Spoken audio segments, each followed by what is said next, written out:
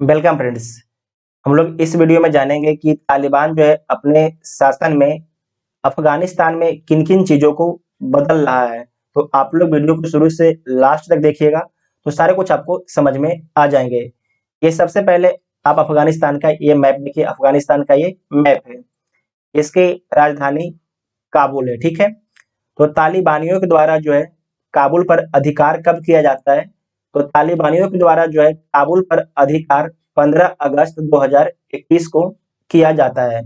जैसे ही राजधानी पर अधिकार होता है, तो इसका अर्थ होता है कि जो सरकार है वो हार गई। अब पूरे जो एरिया है उस पर कंट्रोल किसका होगा? जो राजधानी पर विजय कर लिया। तो राजधानी पर विजय किसका हासिल हुआ? कौन जीता? तो तालिबान जो है राजधानी को जीत लिया, ठीक है? इसका मतलब क्या था कि जो अफगानिस्तान की चुनी हुई सरकार के मुखिया थे अशरफ गनी, इन्हें देश छोड़ के बाहर जाना पड़ा, इन्हें देश छोड़ के जाना पड़ा, ठीक है? इन्हें देश छोड़ के चले गए। ये कहाँ चले गए? तो यूएई चले गए, यूनाइटेड अरब अमीरात, संयुक्त अरब अमीरात चले गए, ठीक है? इन्हें संयुक्त अरब अमीरात ने शरण दिया है। इतना आप समझ गए? उसके बाद जब तालिबान का पूरे अफगानिस्तान पर कंट्रोल हो गया, तो उन्होंने अपने हिसाब से अफगानिस्तान में विभिन्न चेंजेज़ किया। तो क्या-क्या चेंज किया, ये देखिए। सबसे पहले उन्होंने अफगानिस्तान के जो संविधान था, उसे समाप्त कर दिया। अफगानिस्तान का संविधान कब बना था? तो 2004 ईस्वी में बना था। जो संविधान बना था, तो उसमें उसके ही संविधान के हिसाब से अफगानिस्तान लोकतंत्र देश था, ठीक है? जहाँ की मुखिया जनता चुनती थी। लेकिन जैसे ही तालिबान का अफगानिस्तान पर कंट्रोल होता है, वो संविधान को समाप्त कर देते हैं। उसका अर्थ होता है कि अब जो है जब संविधान समाप्त हो गया, तो अफगानिस्तान पर जो है शासन किसके हिसाब से होगा? तो शरीयत के हिसाब से होगा। किसके हिसाब से होगा? तालिबान जो है अब शासन जो है शरीयत के हिसाब से करेंगे अफगानिस्तान पर। महिलाओं का जो अधिकार होता है, शरीयत के अनुसार में सीमित हो जाता है। जब तालिबान प्रेस कॉन्फ्रेंस कर रहा था, तो उसने बोला कि महिलाओं को शिक्षक तथा नर्स बनने का अधिकार तो दिया जाएगा। बाकी उन्होंने कुछ भी नहीं बोला। तो इसका अर्थ है कि महिलाओं का जो अधिकार है, सिर्फ शिक्षक तथा नर्स ही बन सकती हैं। बाकी ना तो वो प्रेस में काम कर सकती हैं, ना तो वो खिलाड़ी बन सकती हैं। बाकी जो कुछ होता है, वो कुछ भी नहीं कर सकती हैं। और यहाँ पर देख सकते हैं कि जो भी महिलाएँ हैं, उनके द्वारा जो शरीयत के अनुसार से सारे कपड़े यहाँ पर पहने गए हैं, ठीक है? जैसे कि जो लोकतंत्र था, तो अपने हिसाब से सारे कुछ कपड़े पहन सकते हैं, कहीं भी घूम सकते हैं। लेकिन शरीयत के हिसाब से जब शासन शुरू हो जाएगा, अब तरीके से शुरू हो ही गया है वहाँ पर अफगानिस्तान में तालिबानियों के द्वारा, तो जो महिलाएँ होती है, ना तो वो शिक्षा हासिल कर सकती हैं। 10 वर्ष से अधिक उम्र की महिला जो शिक्षा है वो हासिल नहीं कर सकती, एजुकेशन हासिल नहीं कर सकती हैं। और कोई महिला जो है अपने घर से अकेले बिना पुरुष के बाहर नहीं निकल सकती है।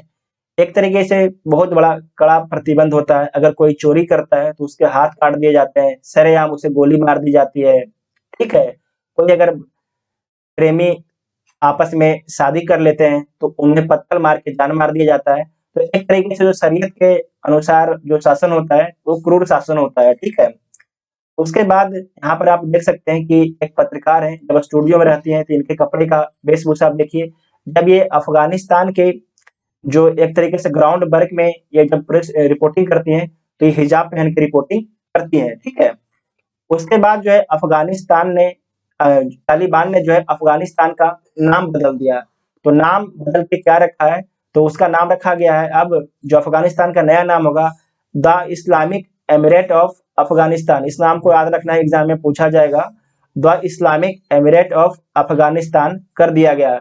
देखिए जो अफ़गानिस्तान है, अब तो तालिबान के कंट्रोल में आ गया है। तो सारे कुछ जो है वो धर्म एक तरीके से इस्लाम के आधार जो इस्लाम जो शरीयत है, जो कुछ शरीयत में लिखा गया है, उसके अनुसार जो है सारा कुछ बनाएँगे तालिबान। क्योंकि इनका नींव ही जो रखा गया है शरीयत के अनुसार शासन करने के लिए इनका इसका तालिबान का नींव ही रखा गया है, ठीक है? जब इन्होंने 1996 से 2001 तक शासन किया, तो इन्होंने शरीयत के हिसाब से ही शासन किया था और बहुत क्रूर शासन किया था। उसके बाद जो है तालिबान ने झंडा बदल दिया। तालिबान जो झंडा आपके था, इसे चेंज करके तालिबानियों ने अपना झंडा रख दिया। यहाँ पर आप देख सकते हैं, ये भी आपके शरीयत के अनुसार उनका झंडा है। उसके बाद शासन व्यवस्था अब कौन संभालेगा?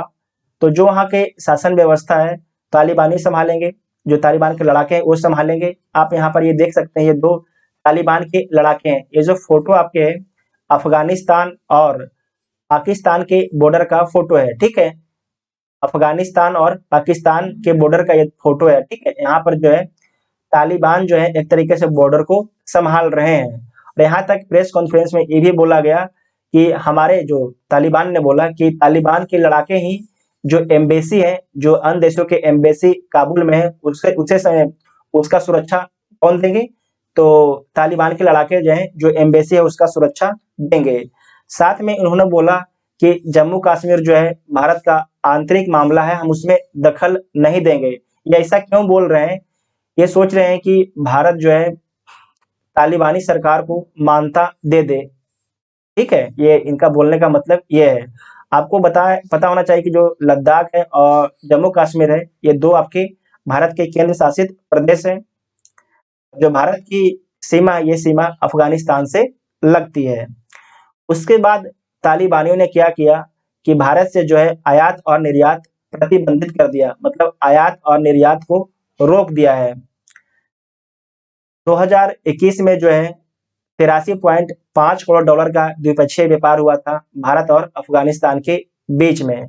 51 करोड़ डॉलर की वस्तुओं का भारत ने 51 करोड़ डॉलर की वस्तुओं का भारत ने अफगानिस्तान से आयात किया था, ठीक है। आपको ध्यान रखना है कि 51 करोड़ डॉलर की वस्तुओं का भारत ने अफगानिस्तान से आयात किया था। साथ में 3 अरब डॉलर का भारत ने अफगानिस्तान में निवेश किया है विभिन्न प्रोजेक्ट में। करीब भारत के अफगानिस्तान में जो है 400 विभिन्न प्रोजेक्ट चल रहे हैं, ठीक है।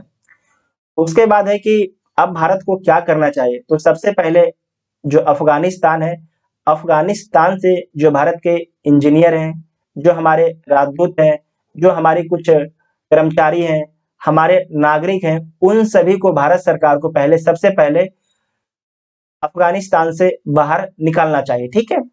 उसके बाद हमें जो कुछ है तालिबान से बात करना है, नहीं करना है, तो सरकार की पॉलिसी है। हमें एक तरीके से वेट एंड वॉच की पॉलिसी अपनाना चाहिए। हमें जल्दीबाजी में कोई भी डिसीजन नहीं लेना चाहिए, क्योंकि हमारा बहुत बड़ा इन्वेस्टमेंट जो है अफगानिस्तान में फंसा हुआ है। तो हमें जो भी डिसीजन लेना है सोच समझ के इंतजार कर लेंगे। हम देख लेंगे कि तालिबान जो है किस प्रकार से अपना रिस्पॉन्स कर रहा है, ठीक है। Thank you.